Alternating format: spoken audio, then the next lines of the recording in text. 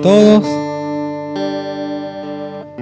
Qué lindo momento que hemos podido pasar, o por lo menos que pase. Bien bendecido, ¿no? Por lo menos me voy a ir de esta mañana, así que gracias a todos por las buenas intenciones, gracias por las oraciones, gracias porque realmente esta es mi familia. Esta es mi familia, que se mezcla la familia de la fe con algunos de la familia de la sangre, pero esta es mi nueva familia y los amo a todos.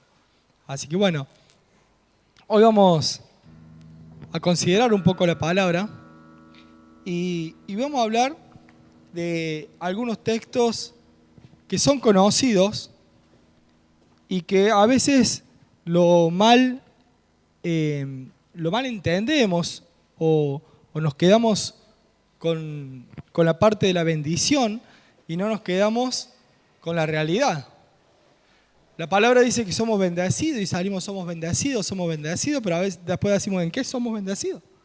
Y miramos para los costados y decimos, pero si en esto me está yendo mal o en esto me está yendo no tan bien.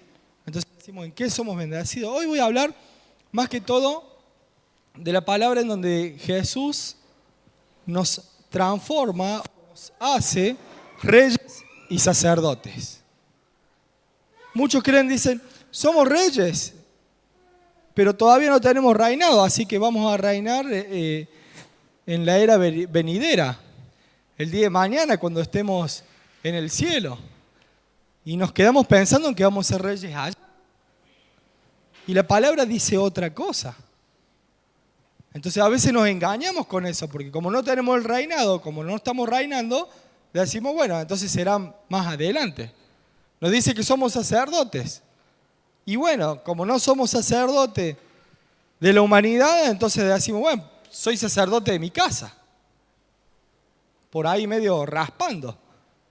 Pero digo, bueno, soy sacerdote de mi casa, entonces se cumple la promesa. Yo le voy a decir que ser sacerdote de la casa es muy poca cosa para la gran promesa cumplida por Jesús en que nos hizo reyes y sacerdotes. Bien, vamos a buscar para ir yendo a la palabra Apocalipsis 1. Tenemos dos textos en donde nos habla claramente de que Jesús nos hizo reyes y sacerdotes. Apocalipsis 1, versículo 5, dice, y de Jesucristo, el testigo fiel, el primogénito de los muertos y el soberano de los reyes de la tierra, al que nos amó y nos lavó de nuestros pecados con su sangre y nos hizo reyes y sacerdotes. ¿Para quién? Para Dios, su Padre. A Él sea gloria e imperio por los siglos de los siglos. Amén. Amó y lavó. ¿Qué son? ¿Nadie estudió la primaria? Ah, verbo, nada escucho entonces. Verbos, ¿en qué tiempo están? Entonces decimos sí, porque en Juan 3:16 dice, porque de tal manera nos amó que mandó a su Hijo unigénito para que todo aquel que en Él cree no se pierda, mas tenga vida eterna. Bien, decimos sí, nos amó. Y de tal manera nos amó nuestro Padre Dios que envió a su Hijo a morir en la cruz por nosotros. Esa parte sí la tomamos. Dice que nos lavó. Sí, nos lavó de nuestros pecados. A través de la cruz, del proceso de la cruz, fuimos lavados y purificados. Y del momento en que nosotros hemos recibido a Cristo, nuestras faltas quedan sin efecto porque Jesús pagó por eso. Entonces Él nos amó y nos lavó. Pero también dice que nos hizo reyes y sacerdotes. ¿Pero cuándo nos hizo reyes y sacerdotes? Ya nos hizo reyes y sacerdotes. ¿Está claro? No es que nos va a hacer reyes y sacerdotes, porque si no la palabra sería más clara. Diría, nos amó, nos lavó y nos va a hacer reyes y sacerdotes en la era venidera. Entonces acá Juan, que escribió el Apocalipsis, o tuvo un error, o el error lo tenemos nosotros, que no sabemos tomar la palabra de Dios. O no la creemos, o no la recibimos, o no la estamos enseñando bien. Ojo, también puede ser eso. Entonces dice que la palabra en el versículo 6 de Apocalipsis 1 dice que nos hizo reyes y sacerdotes para Dios. Entonces quiere decir que somos reyes y sacerdotes. ¿Amén? Y ahora nos vamos a ir, vamos a decir, somos reyes y sacerdotes, pero no queda solamente en eso, sino queda en que actuemos también como reyes y sacerdotes.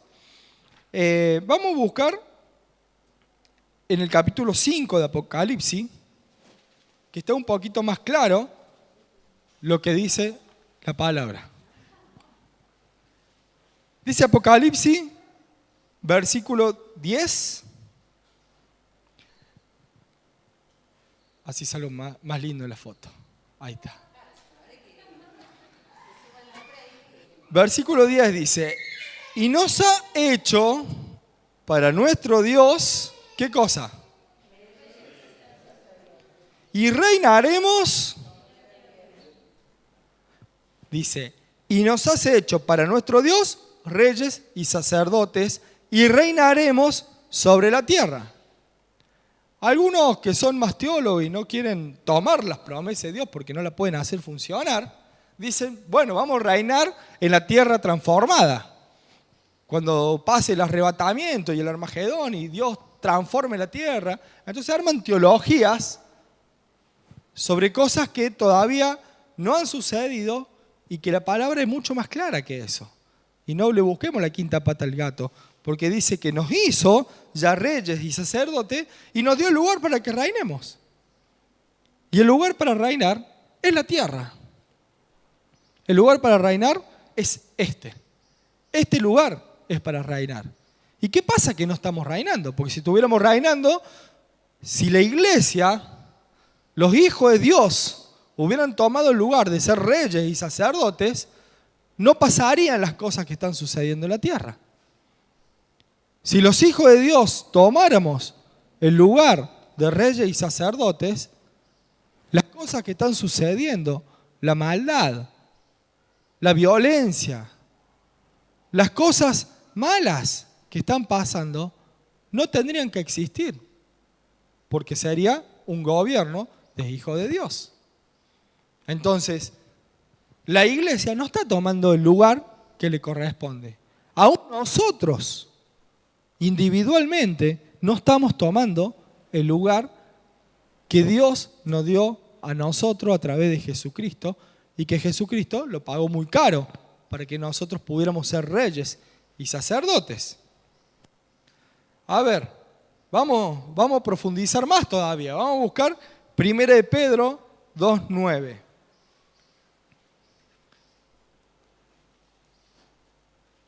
Hay dos reinos. La palabra habla mucho de reinos. Hay dos reinos. 1 de Pedro 2:9.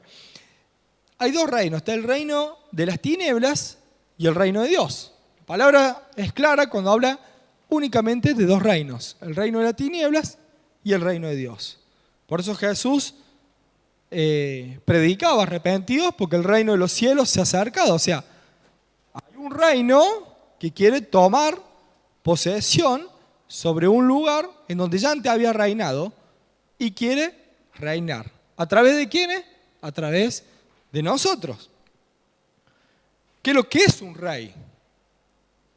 ¿Quién sabe qué es lo que es un rey? Levanten la mano y hablen. No hay problema. Alguien que gobierna. Bien. Autoridad máxima de un lugar, de un país, de un reinado, de un lugar geográfico. Pero si vamos al diccionario, la palabra rey dice soberano de una monarquía o un reino, que es lo que me están diciendo más o menos ustedes. Pero hay una segunda acepción. Porque el león es el rey de la selva, ¿o no? ¿No es el rey de la selva el león? La palabra rey también dice persona, animal o cosa que por sus características sobresale entre los demás de su clase o especie y se considera el máximo representante o el mejor. ¿Sabían que significaba eso, Ray, también? ¿Se los digo de vuelta? Dice persona, animal o cosa que por sus características, o sea, no es por otra cosa, sino que por sus características, y acá viene, si nosotros tenemos las características de hijo de Dios. Dice, persona que por su característica sobresale entre los demás de su clase, o sea, entre la raza humana, o especie, y se considera el máximo representante o el mejor. Esto nos aclara un poco mejor lo que significa ser rey. Hoy no voy a hablar del sacerdocio, porque mucho se habla del sacerdocio, porque es más fácil, entre comillas. Es más fácil, entre comillas. Pero el reinado lo toman todo por muy, muy alejado y en realidad somos reyes ahora y por eso es que quería hablar del reinado. Vamos a 1 Pedro 2:9. Dice, mas vosotros sois linaje escogido. ¿Qué más dice? Real sacerdocio. Y acá aparece de vuelta las palabras combinadas real y sacerdocio.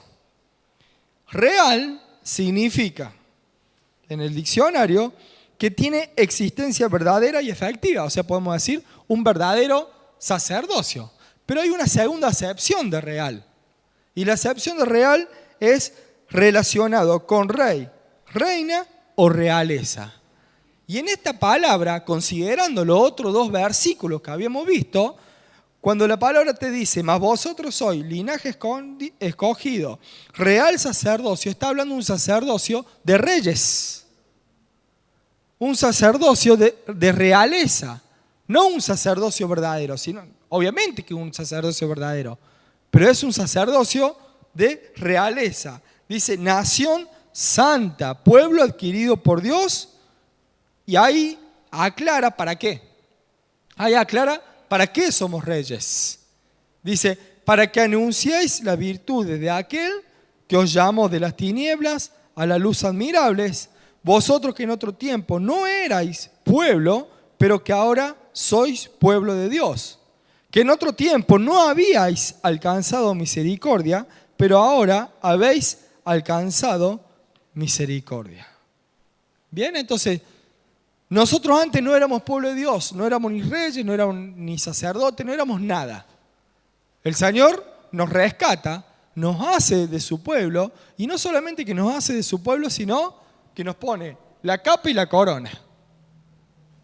Nos pone la capa, la corona y el bastón de mando. Y nos tira a la cancha para que anunciemos las virtudes de aquel que nos sacó de ese lugar y que nos puso la corona y la capa. Ahora decimos, ¿por qué no estamos reinando? Porque a veces de la unción a la legitimación pasa por un proceso. A ver, le explico un poco mejor lo de la legitimación. La legitimación, perdón, lo dije mal, ya se me cruzó todo, legitimación. La legitimación significa un intendente X gana las elecciones y gana con un, 50% o un 40% de las elecciones. Pero resulta que al pasar los 2 meses, 3 meses, 4 meses, 1 año de su gobierno, el pueblo no lo quiere. Entonces, más allá que haya ganado, no está legitimizado su gobierno porque el pueblo no lo quiere. El pueblo lo rechaza, no quiere su gobierno. Entonces no es un gobierno legítimo, no un gobierno con poder. Nosotros tenemos la unción de ser reyes, pero no está legitimizado porque nosotros tenemos la chapa, pero no estamos funcionando. No ejercemos nuestra autoridad de reyes. David fue ungido rey. ¿Todos sabían eso? ¿Saben a los cuántos años fue ungido rey? Según el historiador Josefo, dice que fue ungido a los 10 años. Entonces, entre los 10 y los 15 años, que otros historiadores consideran, pero no fue más de eso, fue ungido David como rey. Por eso los hermanos se le reían. Le decían, ¿cómo este va a ser ungido? El más flaquito, el pastor de ovejas, el chiquitito, el nene de la familia, ese va a ser rey. Le decían, está loco Samuel. ¿Cómo va a venir a ungirlo como rey? Pero ¿qué pasó? ¿Qué pasó? Porque cuando David es ungido, automáticamente no empieza a ser rey. Pasa un tiempo para ser rey. ¿Quieren ver cuánto tiempo pasó? Busquen 2 Samuel 5:4.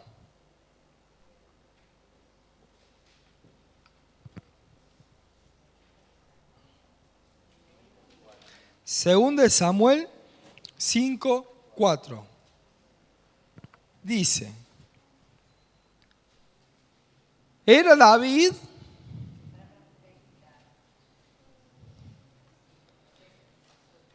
según de Samuel 5:4, dice, ¿era David de 10 años? No. Ah, está mal acá la palabra entonces. Era David de 30 años cuando comenzó a reinar y reinó 40 años. David fue ungido a los 10 años como rey, pero él tomó el reinado después de 20 años, de 15, de 20 años, como le quieran llamar, pero pasó cierto tiempo hasta que legitimizó su reinado. Antes no podía ejercer su reinado. ¿Por qué? Por su edad, por cosas que tenía que aprender, por cosas que tenía que vivir. Luego que vivió todas esas cosas, pudo tomar su reinado una vez que dio muerte Saúl. Aún David estuvo 2 veces con la posibilidad de haber matado al rey actual, a Saúl, que ya estaba despojado por Dios. Y lo pudo haber matado y automáticamente tomar el reinado, pero sin embargo no lo hizo. Porque su corazón era conforme a la voluntad de Dios, un corazón humilde, buscando realmente de Dios para hacer todas las cosas. No es que se subió el caballo y dijo, yo soy ungido como rey, directamente voy y me como el mundo. No, hizo las cosas en el paso que lo tenía que hacer, pero las hizo. Nosotros vamos a decir, bueno, nosotros estamos en el paso. ¿Estamos realmente en los pasos que tenemos que hacer para tomar ese reinado? Esa es la pregunta. Cada uno sabrá contestársela en sus oraciones y en su momento en soledad con Dios.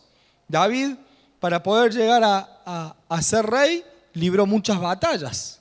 Ganó muchas batallas. Algunas tal vez debe haber perdido, pero ganó muchas batallas. Tuvo que transpirar la camiseta, tuvo que dedicarle tiempo, tuvo que estar en comunión con Dios para poder llegar a ser rey. Porque así como Saúl fue despojado del reinado, porque a Dios no le agradó que haya sido un desobediente, si David hubiera sido un desobediente, también hubiera sido despojado. Sin embargo, si David pudo llegar al reinado y reinó 40 años, significa que hizo las cosas conforme a la voluntad de Dios. Ahora, si nosotros decimos que David tuvo que ser moldeado, nosotros también tenemos que ser moldeados. Nosotros también tenemos que cambiar cosas. ¿Qué cosas tiene que cambiar una persona para transformarse en rey? ¿Qué cosas tienen que transformarse en David para poder ser rey? ¿Qué cosas tiene un rey, por ejemplo? Un rey, ¿qué características tienen? Primeramente, un rey tiene pensamiento rey. Es claro eso. Si uno Hay algunos que nacen con pensamiento de empleado, se decir yo. Y hay algunos que tienen pensamiento de ser jefe. Entonces, los que tienen pensamiento de ser jefe van a llegar a ser jefe y poder desarrollarse. Hay gente que tiene pensamiento de ser empleado y va a ser toda la vida empleado. Porque lamentablemente su cabeza no logra pasar esa barrera de decir, puedo ser jefe. Pero es porque la mente misma nos está limitando a ser empleado o a ser jefes. Y un rey tiene que tener mente de rey. Un rey no puede tener mente de esclavo. Si no, no sería nunca rey. Si David hubiera tenido mente de esclavo, jamás pudiera haber sido un rey. ¿De dónde sacamos esto? Anhelo de conquista, anhelo de guerra, anhelo de proyección, de ir al frente. El rey es líder, el rey va hacia adelante y lleva a la gente, ¿no? Veamos qué dice Efesios 4:23.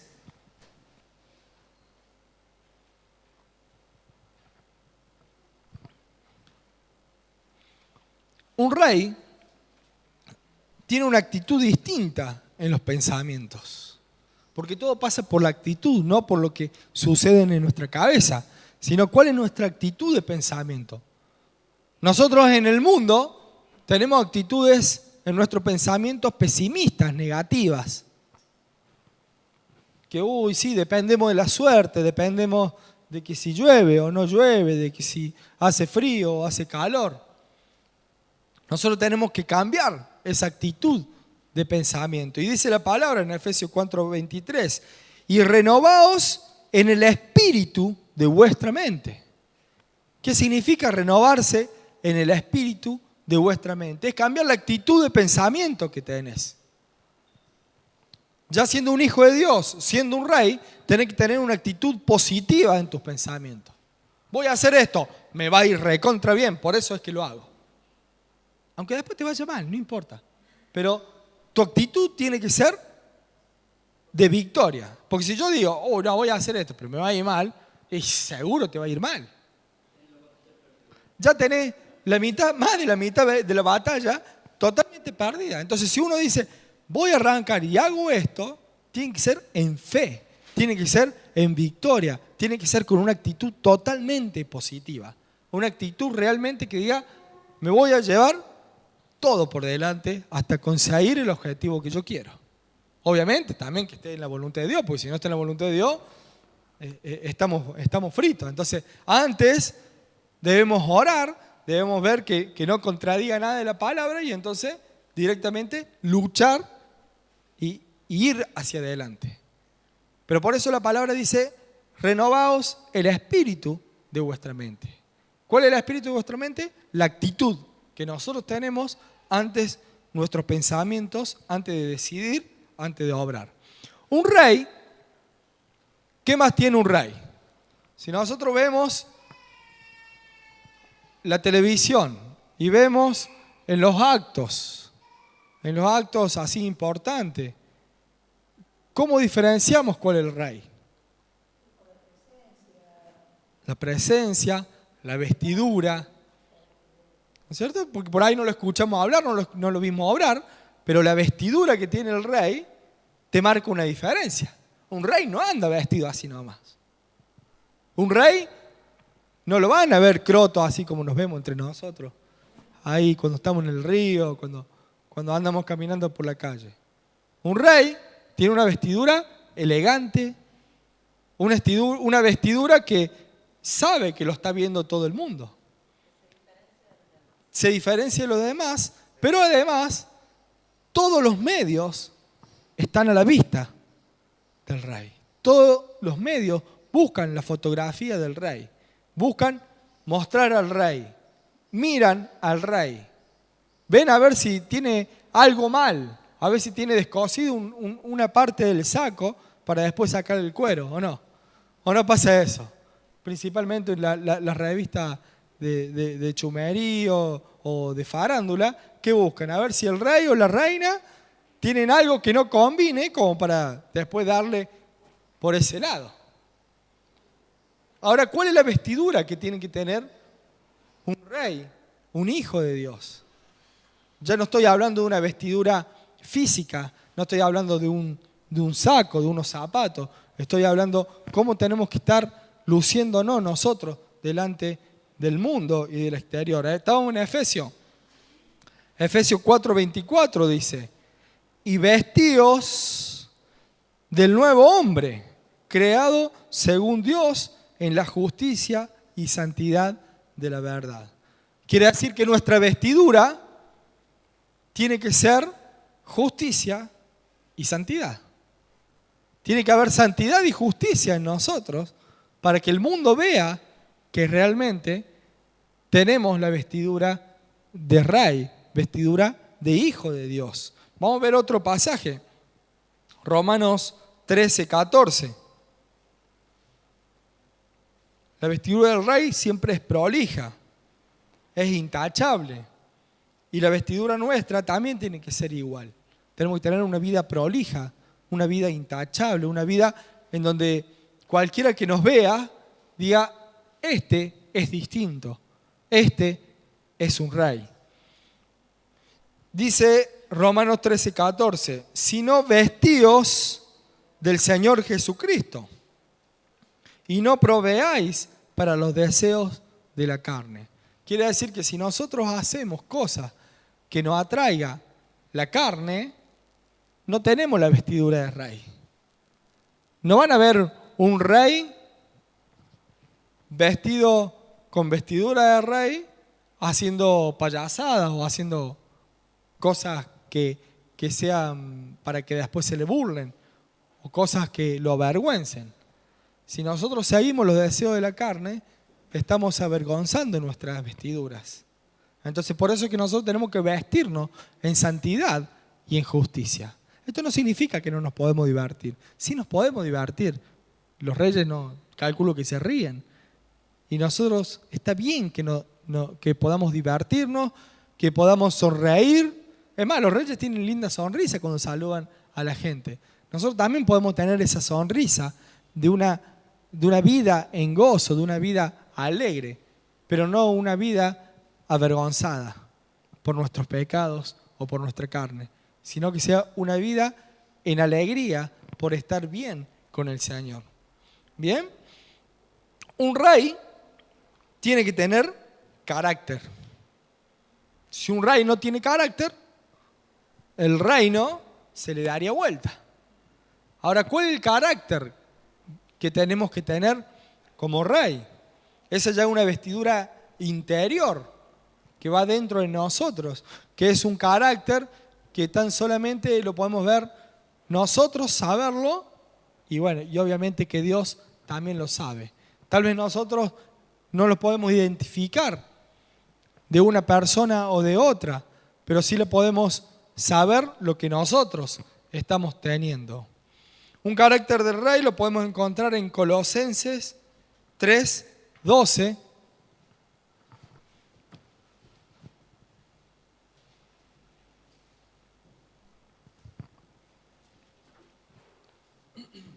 Dice la palabra en Colosenses 3:12, vestidos pues como escogidos de Dios, santos y amados, de entrañable misericordia, de benignidad, de humildad, de mansedumbre, de paciencia, soportándoos unos a otros y perdonándoos unos a otros si alguno tuviere queja contra otro.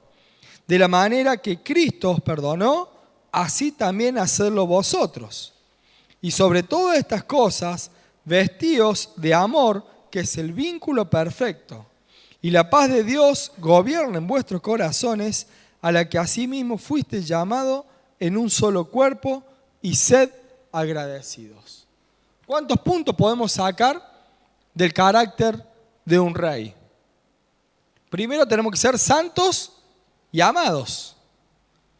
Debemos tener misericordia. Encima dice la palabra entrañable misericordia. O sea, una misericordia grande, sin límites.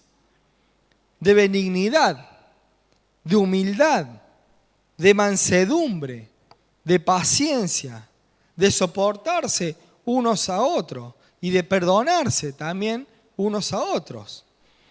Y dice que sobre todas esas cosas tiene que haber un carácter de amor, que es el vínculo perfecto. ¿Vamos bien hasta ahí? Es difícil predicar a la mañana porque si no por ahí medio que el sueño juega en contra, ¿no?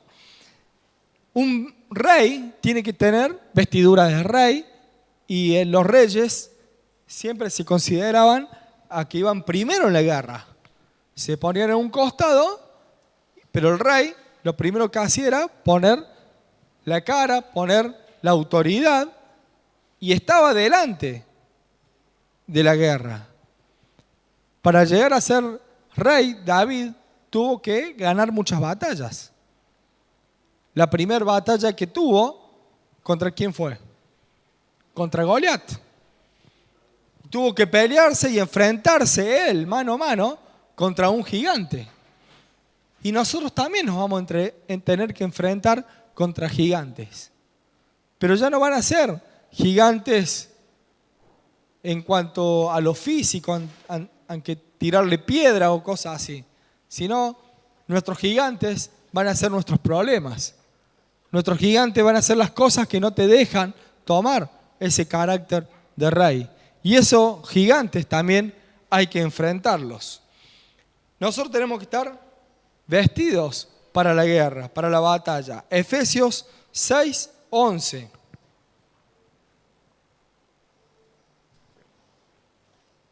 Efesios 6:11 tenemos que un rey, un hijo de Dios, tiene que estar preparado siempre para la guerra. Dice Efesios 6:11, vestíos de toda la armadura de Dios, para que podáis estar firmes contra las acechanzas del diablo. Porque no tenemos lucha contra sangre y carne, sino contra principados, contra potestades, contra los gobernadores de las tinieblas de este siglo, contra huestes espirituales de maldad en las regiones celestes. No tenemos lucha como las que tenía David en cuanto a la carne, pero sí tenemos luchas contra nuestra propia carne. Sí tenemos luchas contra potestades, contra principados. Y hoy el problema que tenemos y que es el motivo por el cual no estamos reinando es que los principados y las huestes de maldad están gobernando sobre la tierra. Están gobernando sobre muchos lugares que nosotros no podemos llegar, no podemos ganarlos. Y digo, no podemos, porque los que no pueden somos nosotros mismos. Digo, no podemos porque Jesús sí puede. Y me gusta lo que escuché no hace mucho a un pastor allá en Córdoba que decía que por qué Dios nos hace pelear a nosotros contra el diablo y no Él mismo pelea contra el diablo. ¿Por qué? Porque Jesús ya le ganó al diablo. Pero Dios mira y dice, bueno, vos me querías pelear a mí, bueno, te voy a mandar lo más chiquitito de la tierra. ¿Qué es lo más chiquitito? El ser humano. Y ese es el que te va a destruir a vos. Entonces, es como que sería muy abuso pelear el diablo contra nosotros. Pero Dios quiere que sea al revés.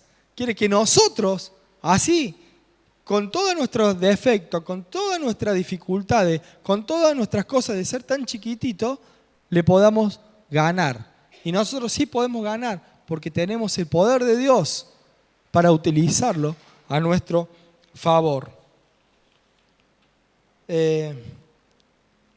Las guerras espirituales se libran en el espíritu.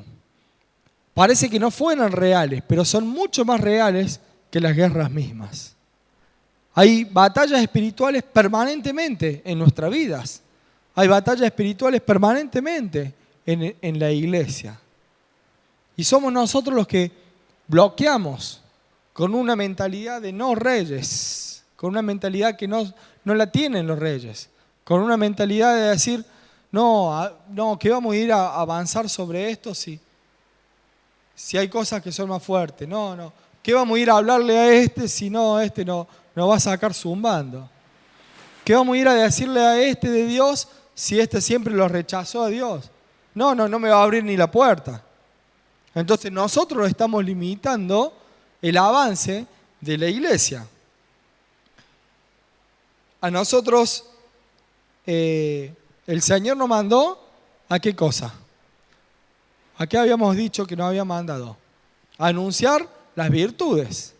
¿Qué dice la gran comisión? Toda potestad me es dada en el cielo y en la tierra, por tanto id y haced discípulos a todas las naciones, bautizándolos en el nombre del Padre, del Hijo y del Espíritu Santo, enseñándoles que guarden todas las cosas que os he mandado, y aquí yo estoy con vosotros todos los días hasta el fin del mundo. La palabra nos manda a que hagamos, a que vayamos, a que avancemos. Y nosotros somos los que no estamos avanzando. Nosotros como cristianos, como la iglesia acá, Comunidad de Fe de Cosquín, y como la iglesia mundial, no estamos avanzando y estamos dejando que el mundo avance, que las tinieblas crezcan y que nosotros al revés, cada vez vayamos para atrás, retrocedamos, en vez de avanzar y realmente crecer. Empezamos a pelearnos si son pentecostales, si son bautistas, si son adventistas, no, si ese de tal lado, y no estamos viendo a la iglesia como una sola.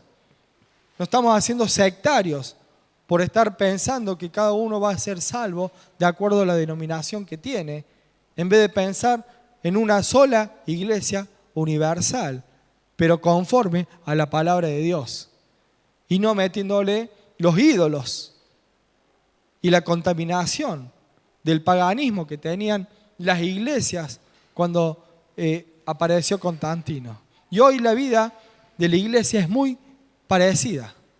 Le metemos los vicios de la plataforma, los vicios del pastor, los vicios del púlpito, y no estamos buscando la iglesia de la palabra de Dios, que es una sola y es aquella que hace la voluntad de Dios, ¿no? Dándole gloria siempre a Él y no a las personalidades, al pastor, al púlpito, a la plataforma y a todas estas cosas que son inventadas nomás por el ser humano y por la religión, que está muy lejos de lo que dice la palabra de Dios.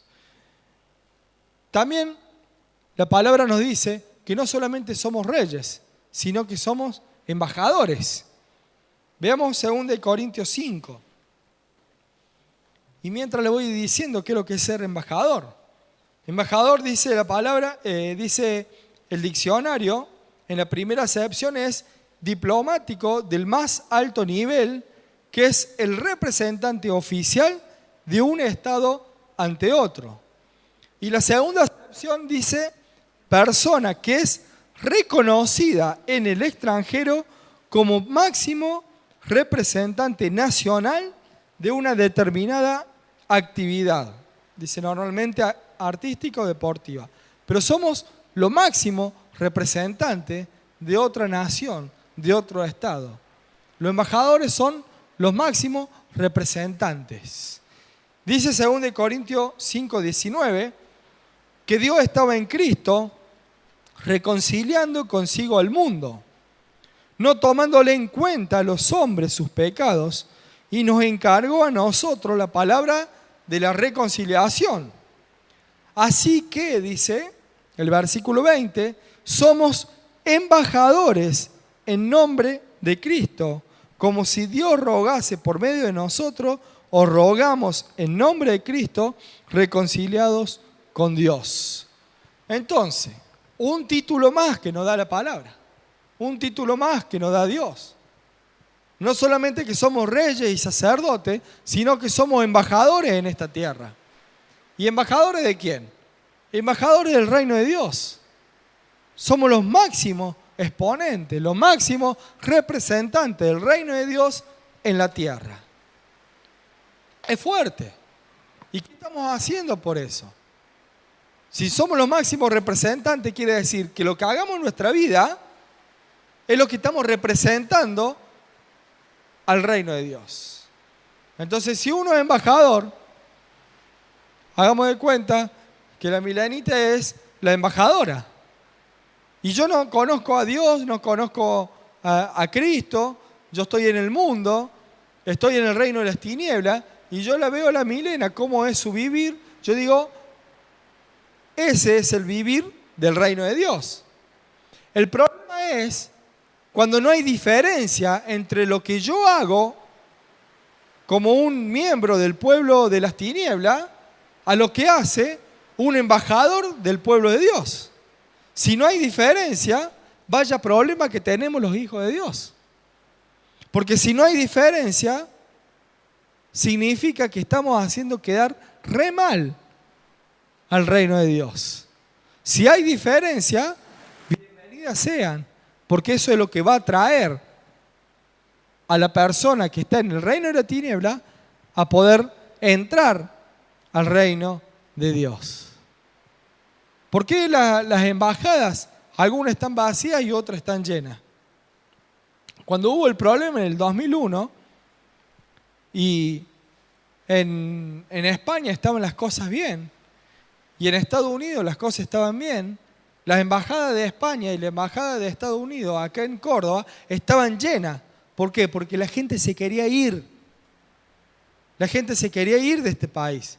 No quería pertenecer más a este reino y se quería ir a los reinos en donde sabía que las cosas estaban bien. Así tenemos que ser nosotros. Si la embajada del reino de Dios está bien, si la embajada del reino de Dios muestra algo distinto, muestra que hay gozo, que hay paz, que hay felicidad, los del reino del mundo o los del reino de las tinieblas van a querer corriendo ir a las embajadas del reino de Dios. Esta iglesia es una embajada del reino de Dios, que hay muchos embajadores. Y entonces, ¿por qué no están llenas las iglesias? Las iglesias no se llenan porque las embajadas no están ofreciendo algo distinto al reino de las tinieblas. Le cambian la figura, pero no le cambian el fondo, la esencia de cambiar sus vidas. ¿Amén? Veamos Mateo 16, 15.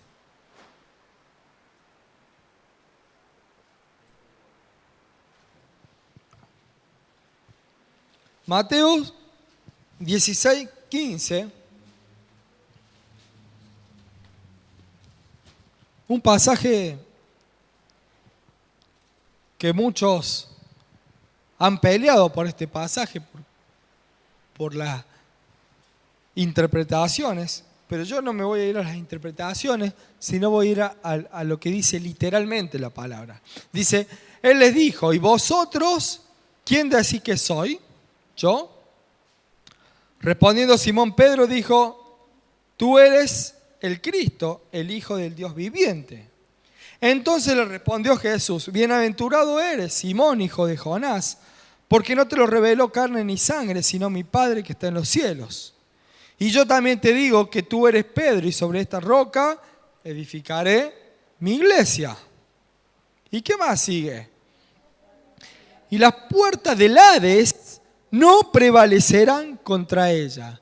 ¿Qué significa? A ver, primero, el Hades es la representación del infierno, del reino de las tinieblas. Y no prevalecer significa resistir. Entonces lo que dice la palabra es que ante el avance de la iglesia, las puertas del Hades, las puertas del infierno, las puertas del reino de las tinieblas, no la pueden resistir al avance de la iglesia. Entonces, contrario a lo que estábamos hablando al principio, la iglesia no está avanzando. Por eso es que el reino de las tinieblas va tomando cada vez más lugares. Porque si la iglesia avanzara, el reino de las tinieblas no puede resistir el avance de la iglesia. Entonces, como iglesia, no estamos avanzando, no estamos destruyendo, no estamos haciendo fuerza. Porque prevalecer significa resistir. O sea, no es que te van a abrir las puertas para que pasemos. La palabra nos dice que vayan y avancen sobre Cosquín. Que está todo liberado y en donde vayan y hablen, no va a haber resistencia y todos se van a convertir al reino de Dios. No dice eso la palabra. Dice que va a haber resistencia. Pero dice que no van a poder resistirla si nosotros realmente avanzamos. Es para ponernos a pensar y ver si realmente, individualmente y como iglesia, estamos avanzando sobre el terreno del enemigo. Si estamos realmente yendo hacia adelante, si estamos librando batallas. Porque me parece que por ahí estamos perdidos nuestras batallitas personales y no estamos luchando en conjunto por una batalla grande, por una guerra que te puede dar la victoria para siempre. Una victoria real, una victoria en donde podamos clavar el estandarte y izar la bandera con la bandera de Jesucristo. Vuelve, o de Jesucristo es el Rey de Reyes. Entonces le traje esta palabra para que reflexionemos si realmente estamos siendo reyes, si estamos siendo esos hijos de Dios que toman la palabra y que somos sacerdotes y no sacerdotes del hogar, porque eso es muy poco, ser sacerdote de la humanidad. Y ser sacerdote de la humanidad es ponerse en la brecha entre el pueblo, entre la humanidad y Dios. Y significa decir a Dios: Señor, ten misericordia de este pueblo. Y te pedimos perdón y que tu justicia no llegue sobre este pueblo. Que no nos quemes, como hiciste con Sodoma y Gomorra, sino danos misericordia para que podamos enseñar la palabra y que el pueblo se pueda arrepentir, así como hizo Nínive. Eso es lo que tenemos que hacer como sacerdotes. Y como reyes tenemos que avanzar y tomar la victoria de Jesucristo en la cruz sobre esta ciudad. Amén. Pongámonos de pie y le pidamos a Dios que ya la iglesia vivió 2000 años, cuando David pasó 20 años de su unción hasta tomar su reinado. La iglesia ya pasaron 2000 años y todavía no reina. Que no pasen más años y que ya podamos tomar este reino, que ya podamos establecernos como reyes y sacerdotes.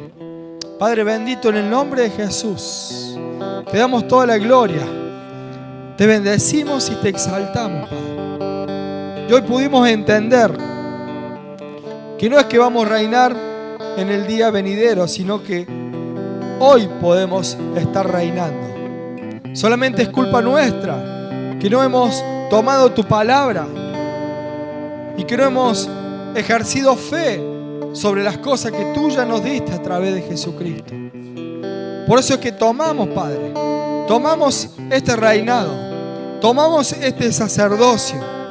Enséñanos, Padre, enséñanos a ser más sacerdotes buenos, no buenos en nuestro carácter, sino sacerdotes fieles que cumplan bien la función de sacerdote y que podamos cumplir la función de reyes, que podamos cumplir la función de embajadores, que podamos ser representantes firmes con nuestro testimonio en esta tierra, en este lugar, en esta ciudad en donde tú nos pusiste, Padre. En el nombre de Jesús te pedimos que nuestro testimonio sea de santidad y de justicia, que nuestra vida sea una vida en donde se pueda reflejar tu reino. En el nombre de Jesús, gracias.